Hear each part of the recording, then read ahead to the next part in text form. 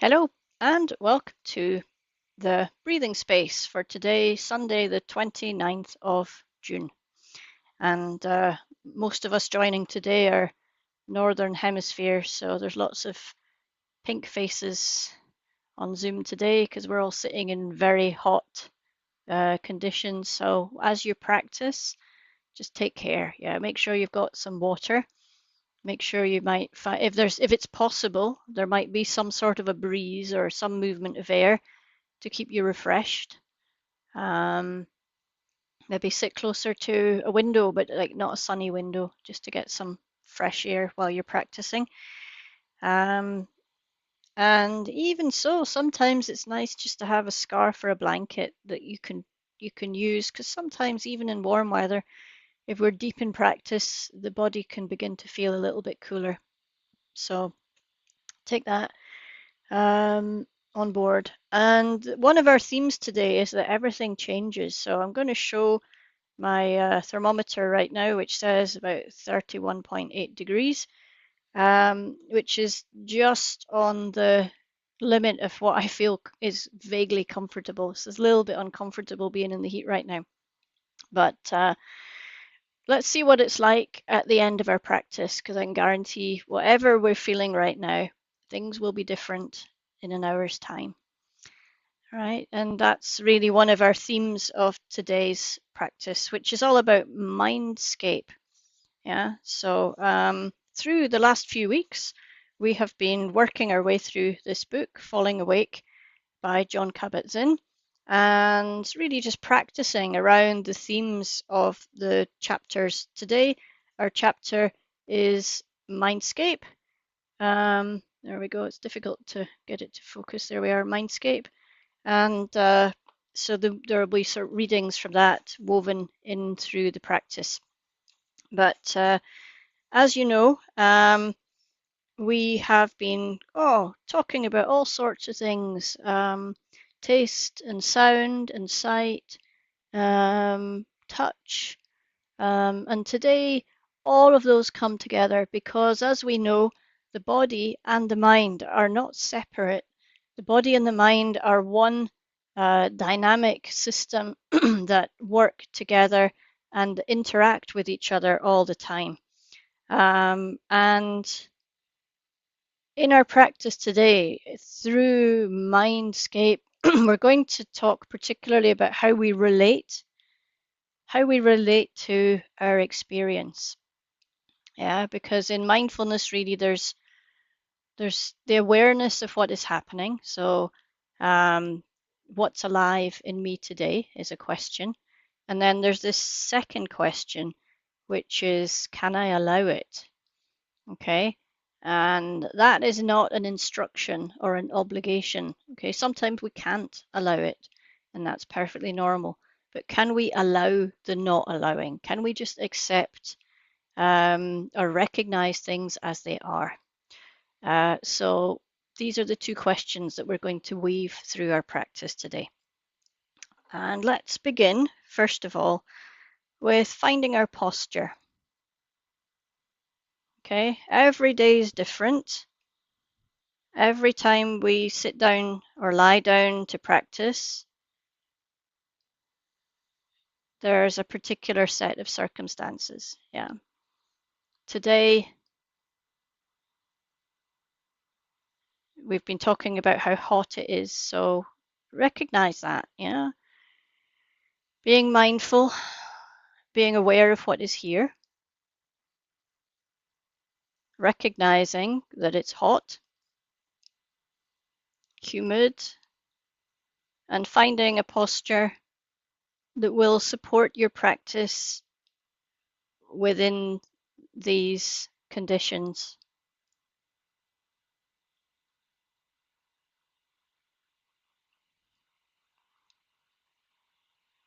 Just having a look around you. Maybe there's a particular place near a window where you might get a breath of fresh air. Maybe a tiled floor that might be nice and cool to lie on. Maybe a nice glass of water to keep by you, and There's nothing wrong with noticing as you're practicing that you need a sip of water every now and again, just to help yourself stay hydrated in the heat. So finding your posture is a window or a doorway into our practice. Stepping away from this world of doing things, taking up our posture is like a cue to the body and the mind that we're entering this space where we come into intentional awareness of our lived experience.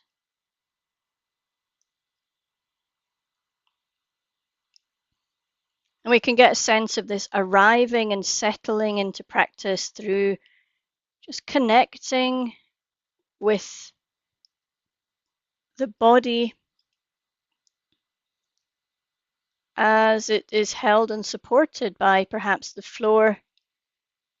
Maybe your feet are in contact with the floor. Your body is in contact with a chair, a bed.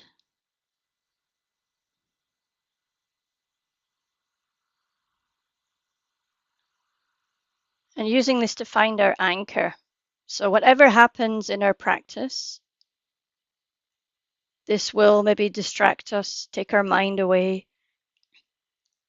Our anchors are just literally like the anchor of a boat.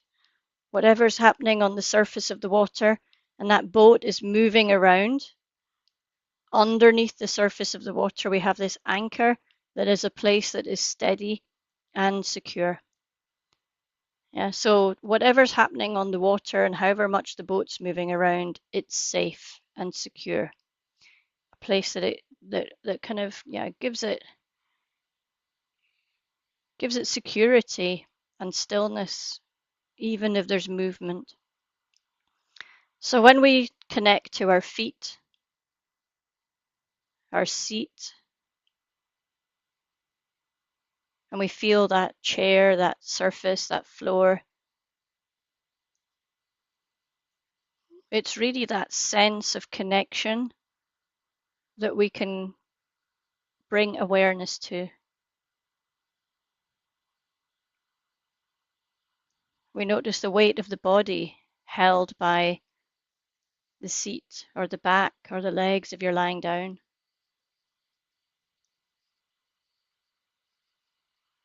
Maybe notice the quality of the surface beneath you. Is it soft or hard?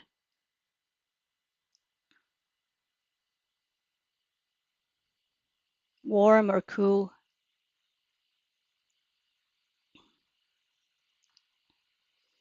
Maybe even just an awareness of all the different parts of your body that are in contact with this surface right now.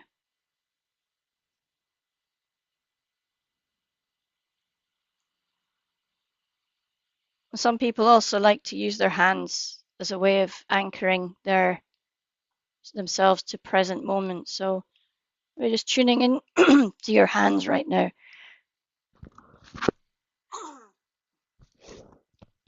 Tuning into whether those hands are in your lap, on your legs, by your side.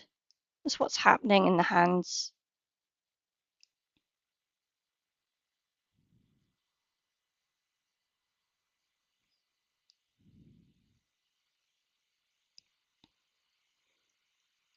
Another anchor that people might use is sound.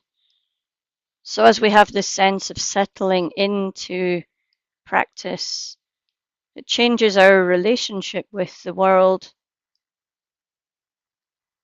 It's this sense of just sitting here, allowing sounds to come to us, to rise and fade in their own way. And we just sit here in awareness, kind of purposeful and intentional, paying attention to that random arrival of sound from the world around us.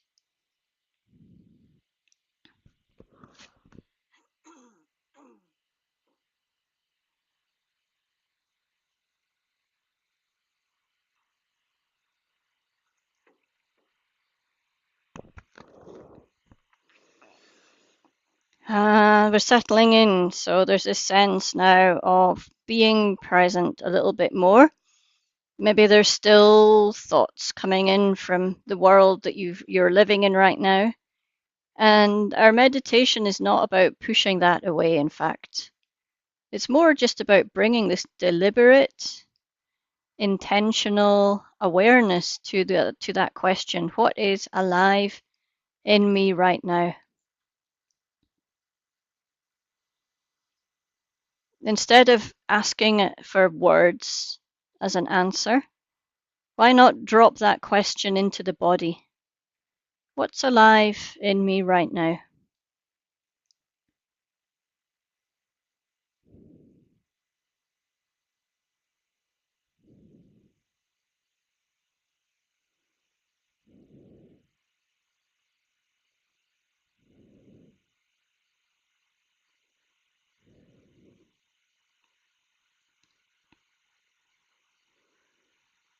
And right away, there will be some general energy or some physical sensation that seems to be more present today. Maybe a sense of temperature inside and outside of the body.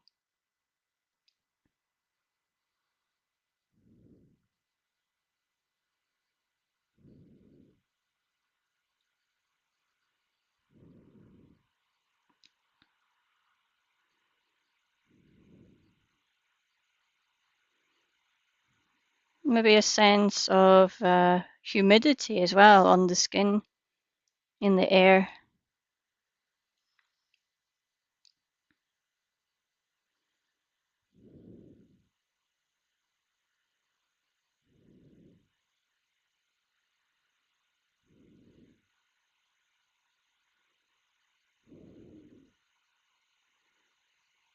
And then there's the body's physiological response. Often in hot weather, you can feel the way that your heart and your breathing adapt. The body's always looking after itself. The breathing and the heart rate will adjust to maintain that sense of self-care. And our job is just to tune in to what is here, what the body's doing. Maybe there's some perspiration on the skin or sense of a different sort of breathing or a certain heart rate that goes with this warm weather.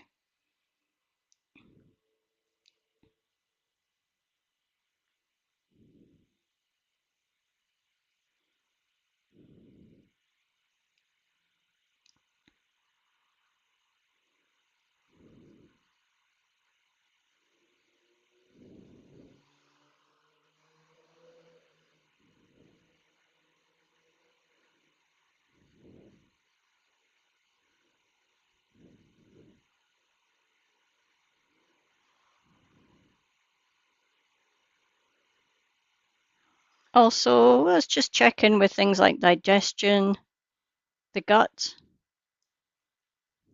As we know, the gut has a brain all of its own, not a brain that thinks in words, but more a brain that is aware of our physiological state of being.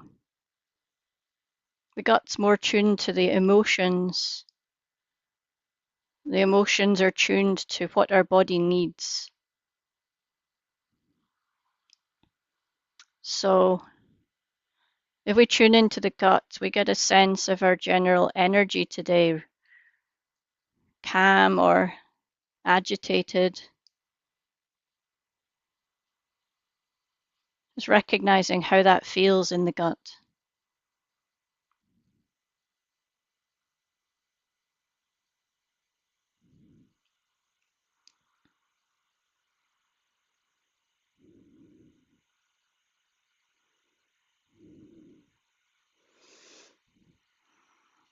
And of course, as the body sends signals and they come up into the mind, Today's theme is mindscape. The mind will pick up these cues from the body, and of course, cues from what's happening in our life right now. And there will be this process of thinking around our lived experience. So we can be aware of what's going on in the mind today. If there's a persistent pattern of thinking, something that is really preoccupying your thoughts today, without getting too caught up in the details of the thoughts, can we just notice, is this thinking got a particular quality to it? Where's the mind going? And what is the quality of the thinking? Does it go to the future? Is it going to the past?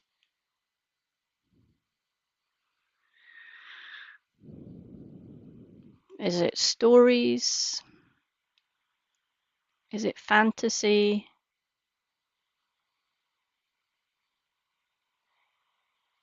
Is it anxiety?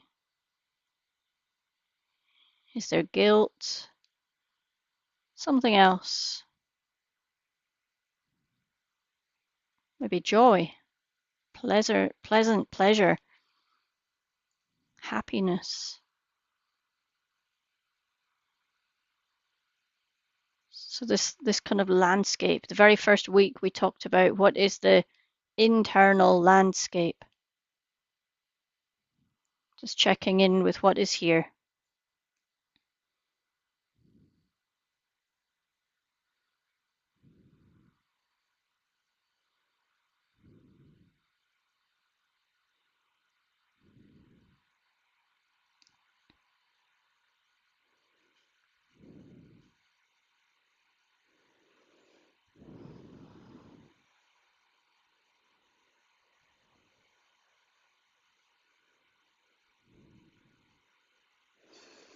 And as I read the first part of this chapter, perhaps if you notice anywhere in your body that's particularly tense right now, bracing or holding, maybe just trying to breathe a little bit of softness and kindness around that while I read the first paragraph of this chapter, Mindscape. So John Kabat-Zinn says, landscape, lightscape, soundscape, touchscape, smellscape, tastescape. Ultimately, it all comes down to what we could call, by extension, mindscape. Without the discerning capacity of our minds, there would be no knowing of any landscape, inner or outer. When we become aware, when we rest in the knowing, we are resting in the deep essence of the mindscape, in the vast, empty spaciousness that is awareness itself. It is its own sense, perhaps the ultimate sense, in that it can amplify the texture of all the others, and one that, as with our other senses, we can be aware of. In other words, we can cultivate an awareness of awareness itself, and therefore access it in new and profoundly beneficial and transformative ways. So, as we ask that question again, what is alive in you today? Yeah. Can we be aware of our awareness? Right? Mindfulness being a deliberate and purposeful paying attention. Can we be aware of being aware?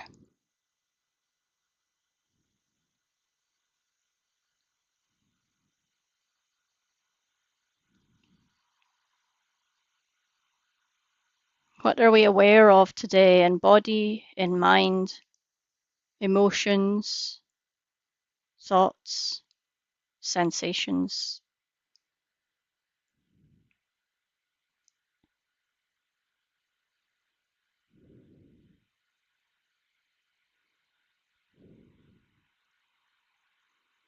And can we experience these as a sense of being aware of what is rising into awareness?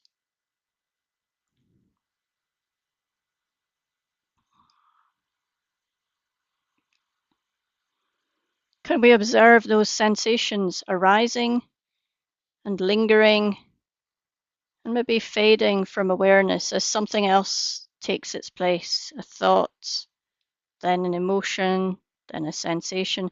Just being aware of all these different things that are appearing. Watch how they arise into awareness. Notice what happens as you pay attention to them.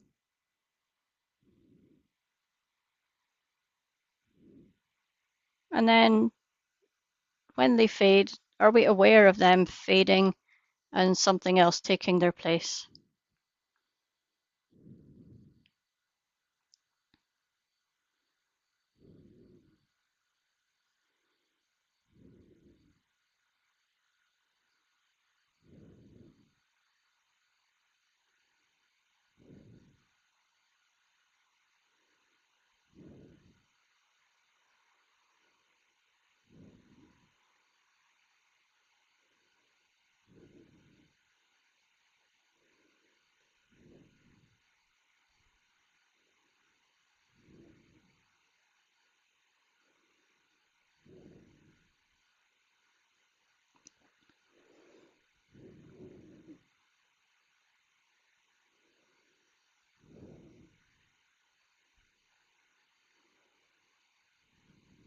So being mindful gives us this chance to have this space, this awareness, which is a new way of relating to experience, or a particular way of relating to experience.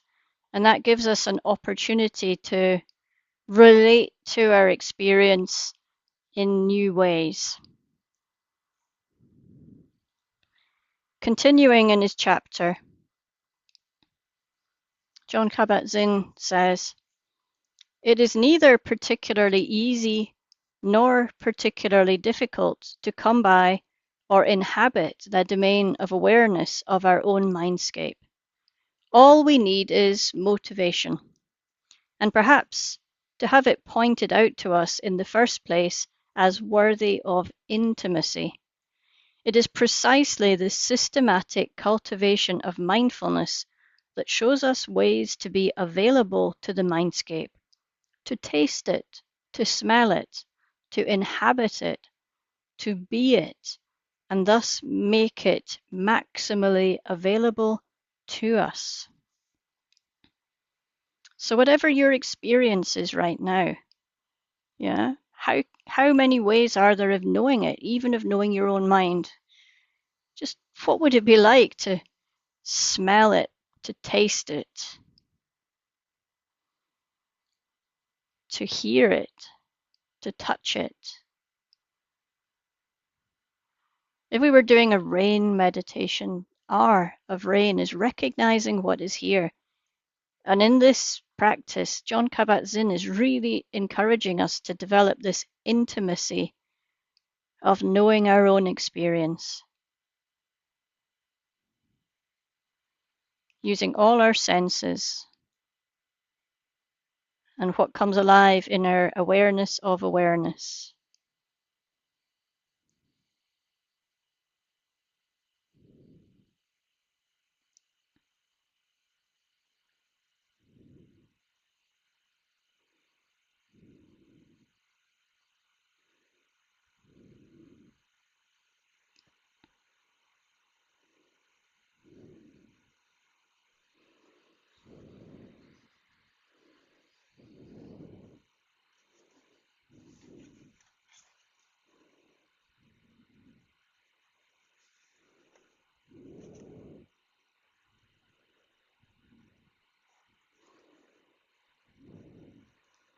Jon Kabat-Zinn continues, dropping in any moment and dwelling here in awareness, fully awake to the entire field of experience, however large or narrow that we have set the lens, We readily observe that every aspect of experience comes and goes.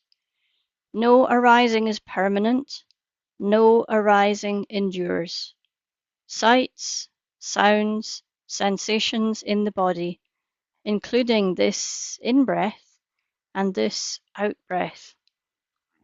The smells, the tastes, the perceptions, the impulses, the thoughts, emotions, moods, opinions, preferences, aversions, more opinions, they all come and go, fluxing, changing constantly, offering us countless and rich opportunities to see into impermanence and our own habits of wanting and clinging. So there is this word acceptance, what's alive in me right now, and can I allow it? Can I accept it? And then there's this tendency to believe that we are obliged to feel bliss and acceptance and calm around our experience. But often in real life, and unless you are the Buddha or the Dalai Lama, it's unlikely that we can just snap our fingers and come into a sense of complete acceptance. So rather, can we use our awareness of awareness to notice that bubbling of emotion and thought and experience that just is constantly that dynamic interface between body and mind and emotion that is constantly changing. The internal emotional and physical landscape, how that shapes the thoughtscape, and even the impulses that might arise, that I should or I could or what if, the action that we might think is necessary. So, what is alive in you right now? Recognizing our natural tendency to like or dislike, to strive for things to be a certain way, to cling to things that feel good and want them to last ever, forever, and then feel sad if they don't, to resist the things that we're afraid of, to avoid the uncomfortable because it really doesn't feel good. What's alive in you right now when you go into that awareness of our reactivity to experience?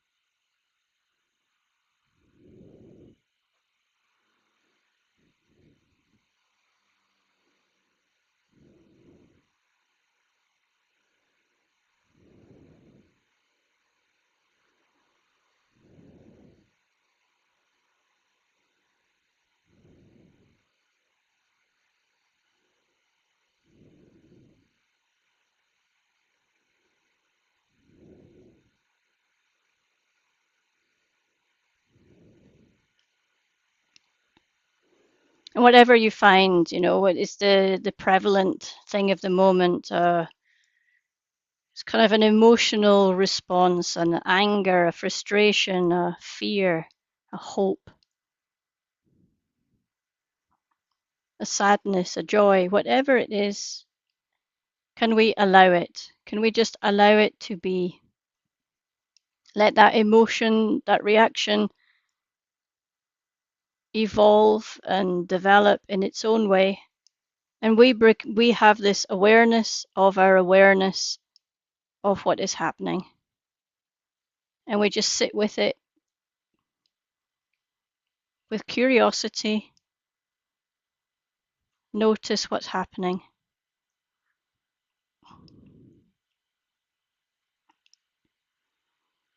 So what is alive in me right now, and can I allow it? Means, can I just sit with it? Can I observe it?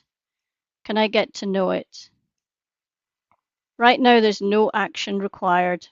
It's like you put it on this workbench. Imagine the mind is like a workbench and you're a scientist and you're exploring this thing and you've got all your different instruments or your microscope or your different instruments. But instead of those, we just have our awareness. We sit with this experience on the workbench of the mind, and we develop this intimacy, this awareness of what is here.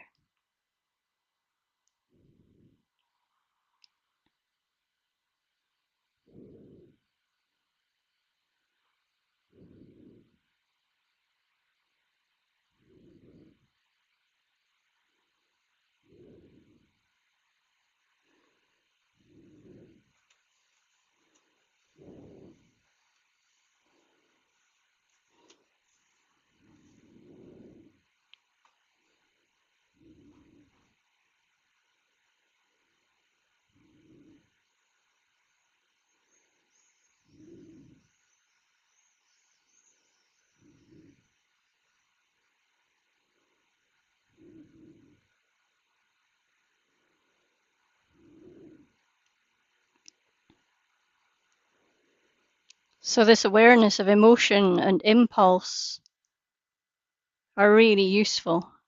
They allow us to become more intimate with our own experience.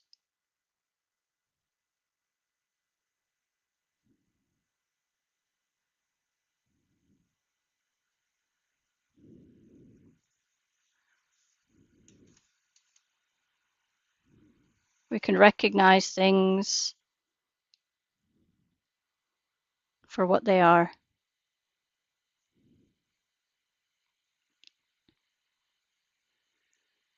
But sometimes that can pull us too much into the thinking, and the thinking begins to drive us,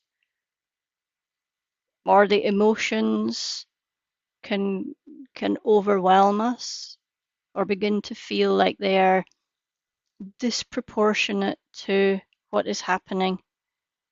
So we always have the body to come back to. The body lives in the present moment. The mind can take you into the future, into anxiety and the unknown, trying to control what is uncontrollable, because we don't know effectively what will really be there in the future. We just imagine, and then we try to control what does not yet exist, which is an impossible treadmill to be on. But we could recognize that the anxiety is there and drop into the body, or whatever emotion, whatever is going on in your mindscape. We can drop back to the body right now. Just let that thinking go and come back to how does it feel and where does it feel in the body.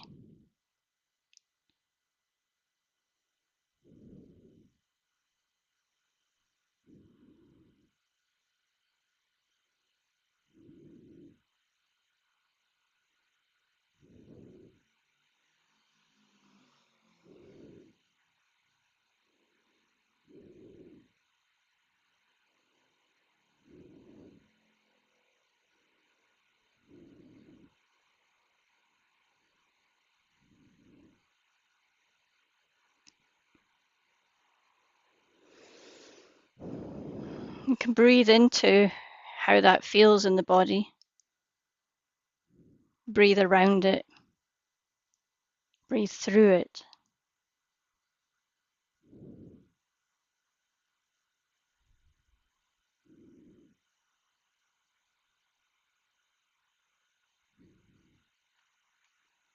Connecting to our embodied experience is a way of connecting to the way things are right now, knowing our direct and lived experience exactly as it is.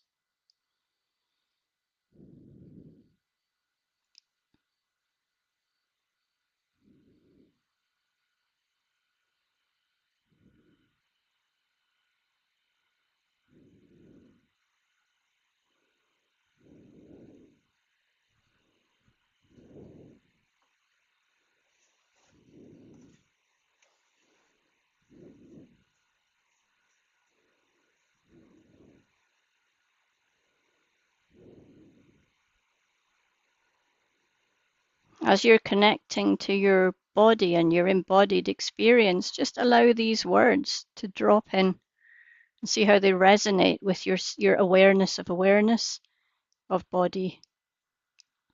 In any moment, John Kabat-Zinn says, we can see, hear, touch, smell, taste, and know things as they are. It's not some ideal that we are striving for. Rather, it is the rich and multi-dimensional, multi-textured kaleidoscope reality of a momentary experience of being alive. Complex, yes, and yet so simple that it can be inhabited if we bring awareness to it.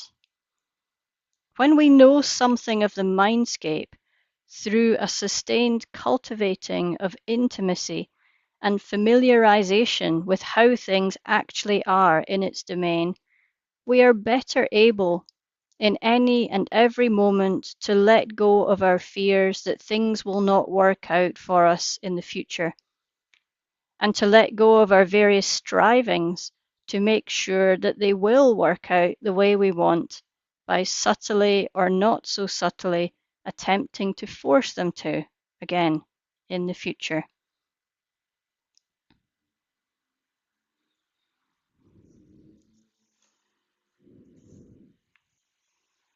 So if you've completed an MBSR course, which I think most of you have,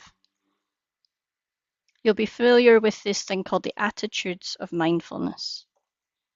So whatever you're experiencing right now in body, in thoughts, in emotions, in impulses, can we invite the attitudes of mindfulness to what we find?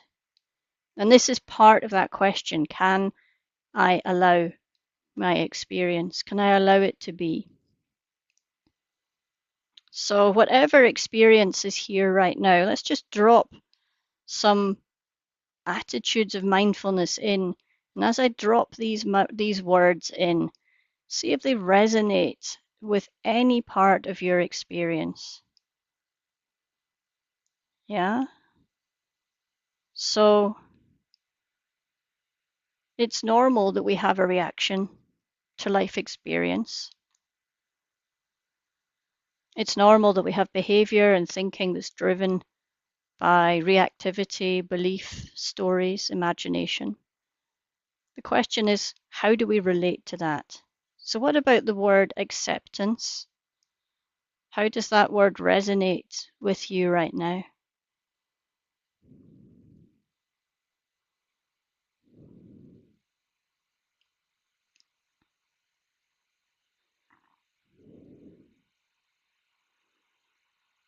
What would acceptance bring to your relationship with your experience? What would it feel like in your body?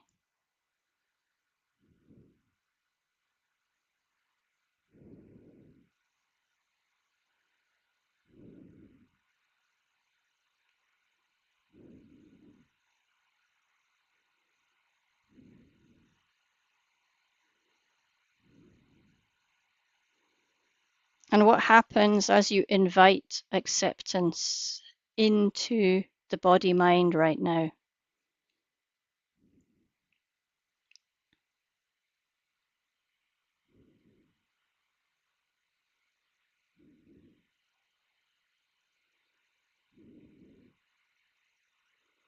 What would that be like?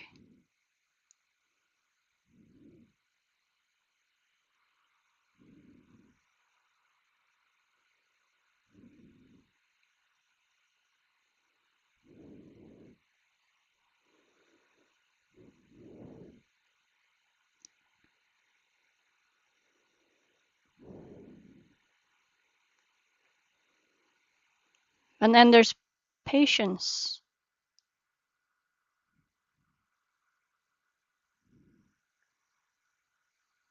Let's drop that word in, patience. Again, how would that feel in the body, in the mind? if we bring patience to our relationship with ourselves and with the world.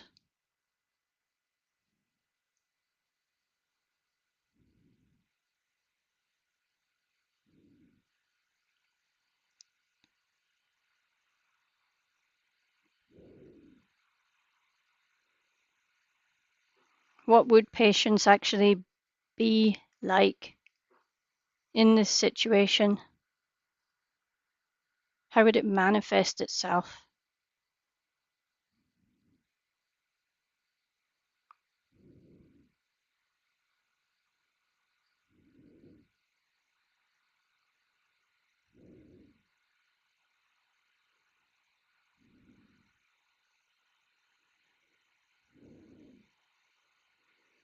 How would it serve you well?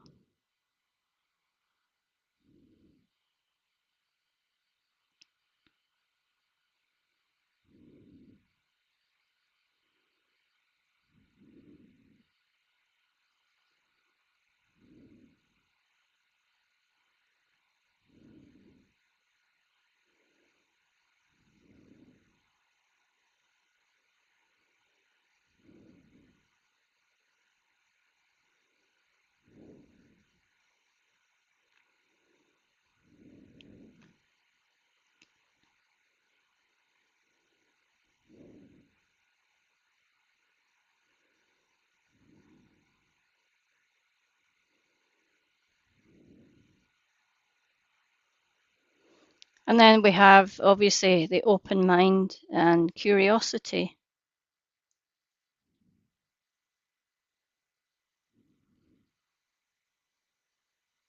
right?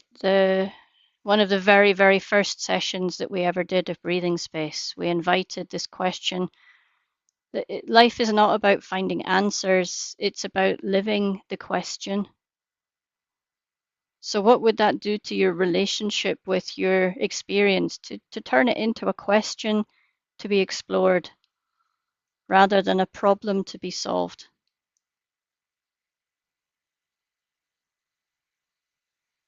An experience that we can bring an open mind and curiosity into. What would that look like? What would that be like?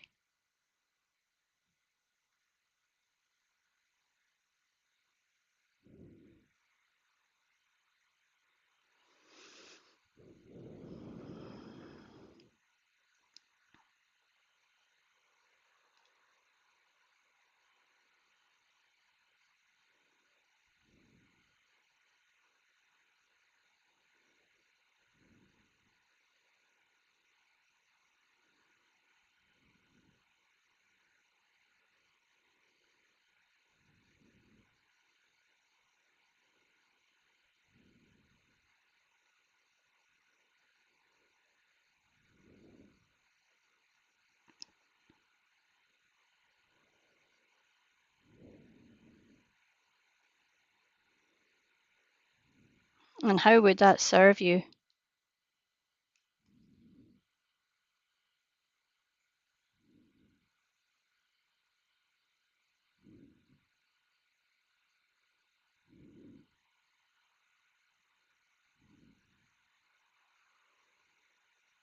You got the sense of letting go.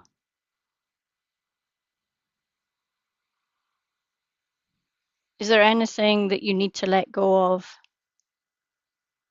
Or anything that could possibly be let go of?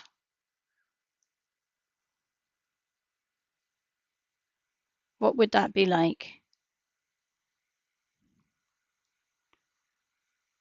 How would that change your relationship to what you're experiencing?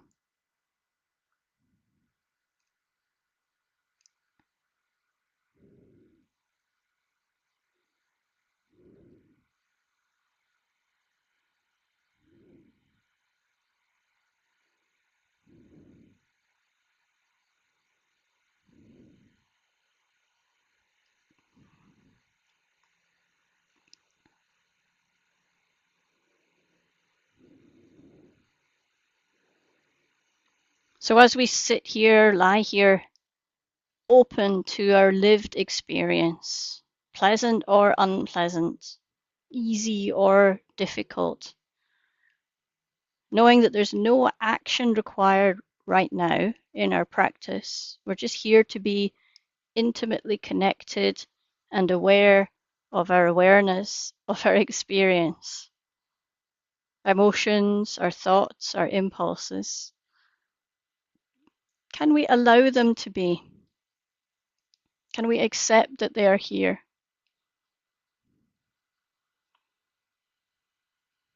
Can we be patient with what we are experiencing? Patient with ourselves, patient with the experience.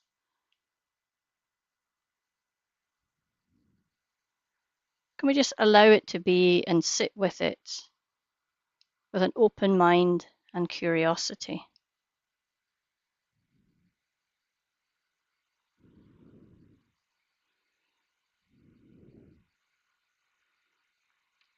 And of course, can we recognize judgment? And we always talk about mindfulness being paying attention on purpose in the present moment without judgment. But of course, there is always judgment. So John Kabat-Zinn has frequently said he doesn't expect us to have a mind that is empty of judgment, because every human being has an inner critic, has a judgment of others, of self. But can we at least recognize that that judgment is there? And can we invite maybe kindness and self-compassion around that judgment? Maybe consciously work around that judgment to say, well, what would actually be the opposite of judgment? Would it be compassion? Would it be kindness? And what would that feel like?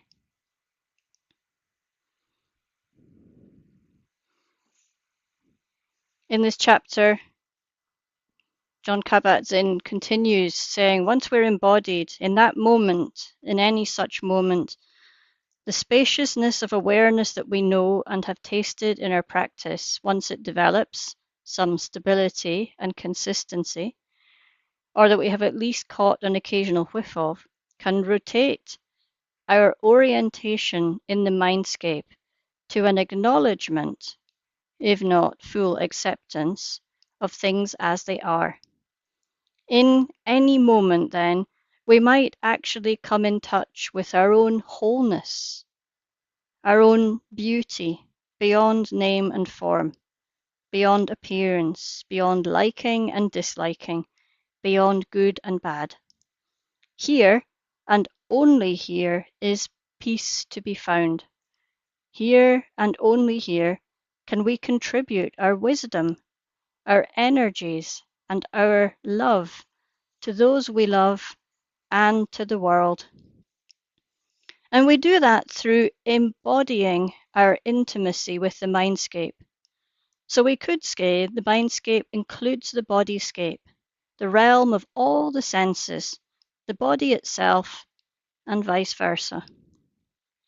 Mysteriously, the mindscape is utterly embodied and thus intrinsically compassionate as well as wise. Why? Because of the boundless, all-inclusive nature of awareness itself, far beyond our body, driving an inevitable recognition of our universal interconnectedness, and thus of self in other and other in self. So let's sit with these awareness of things for what they are. Recognize what's here. The thoughts, just as mental events.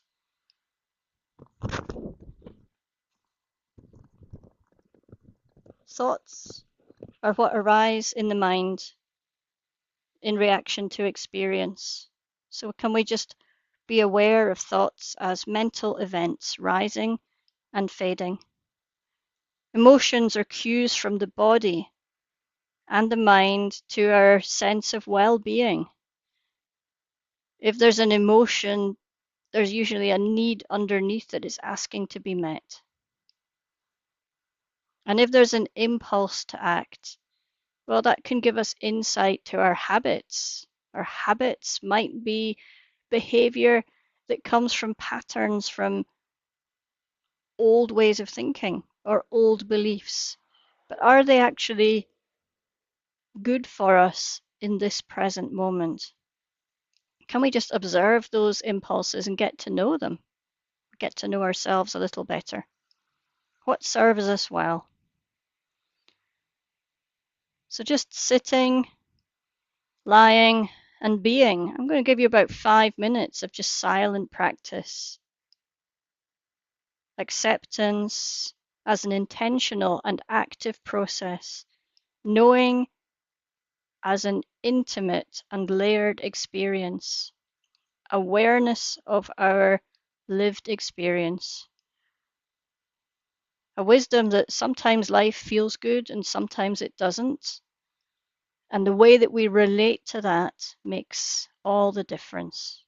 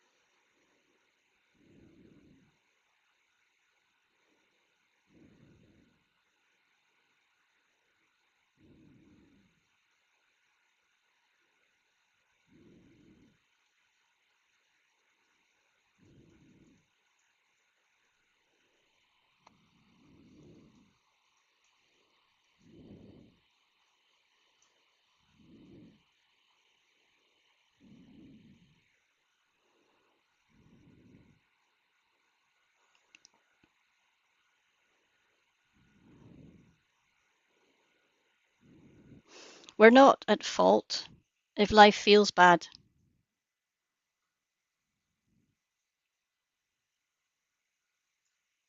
There is no action required. As we sit in practice, our own well-being and our own self-care comes from our capacity to hold our experience with compassion and care and tenderness and kindness.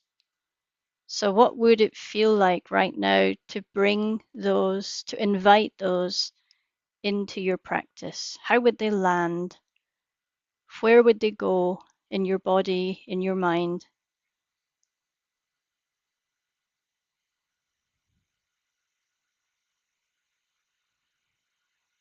What would that feel like as you invite those qualities of tenderness and care and compassion and kindness? Just breathe them in. What happens?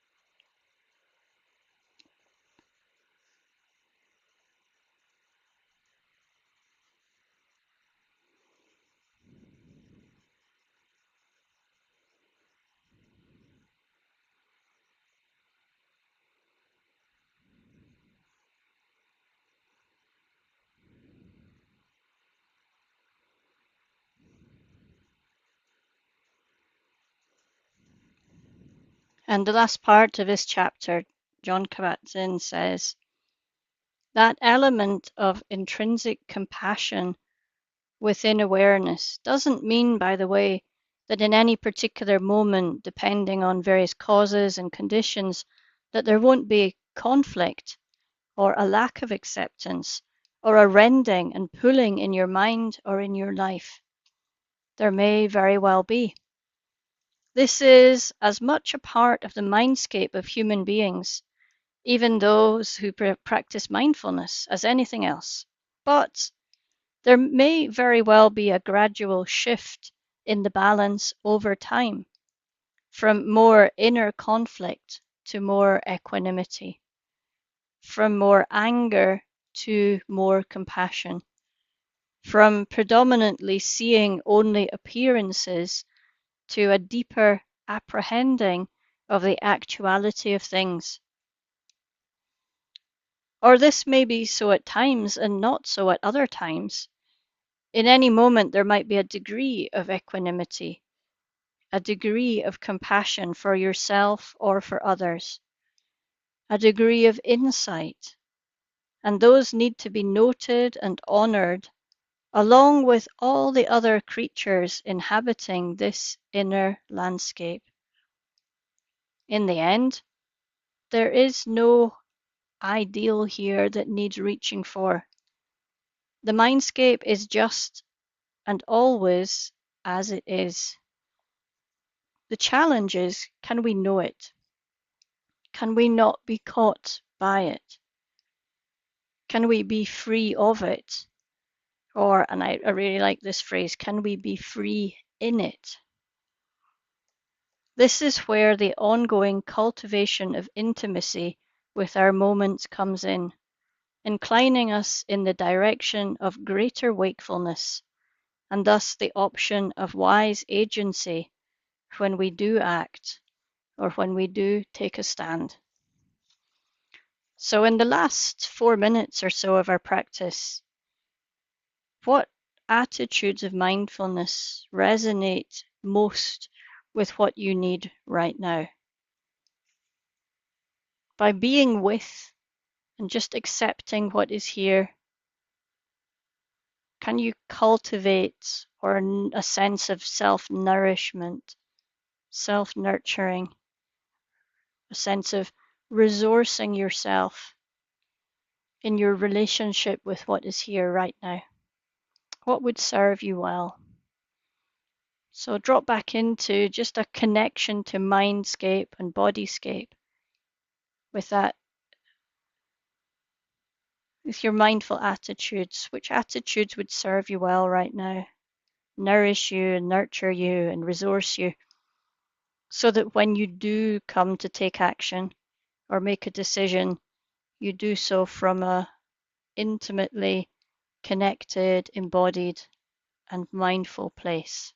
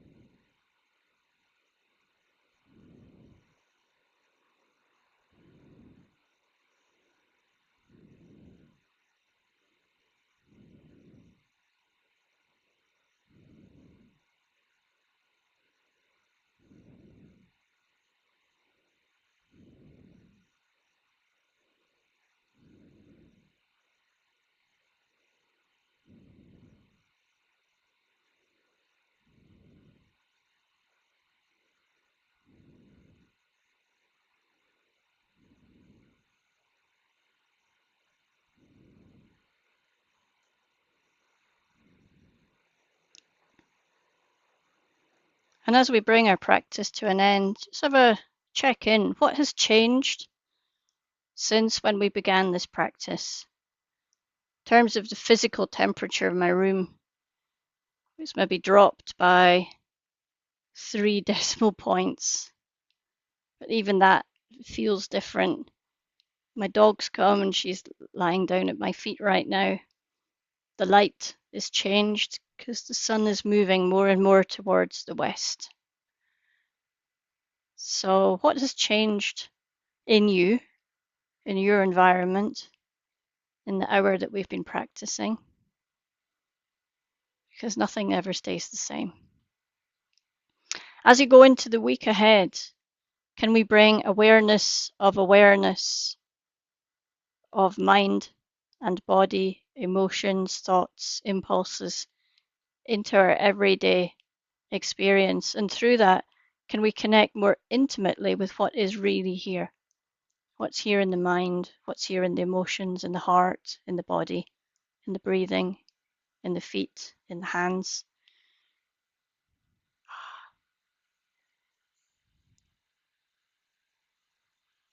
And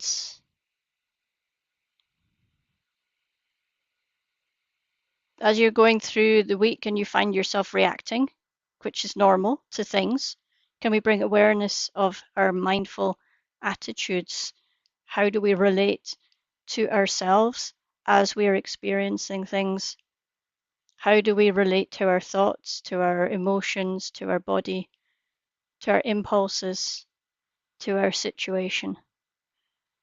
And just live that question and see what happens as you go through your week. So I'm going to invite you all now to just, wiggle toes and fingers as we come to the end of this kind of practice together. And I'm going to end the recording here. Invite you all to come back to a little chat maybe about what you've experienced around today's practice.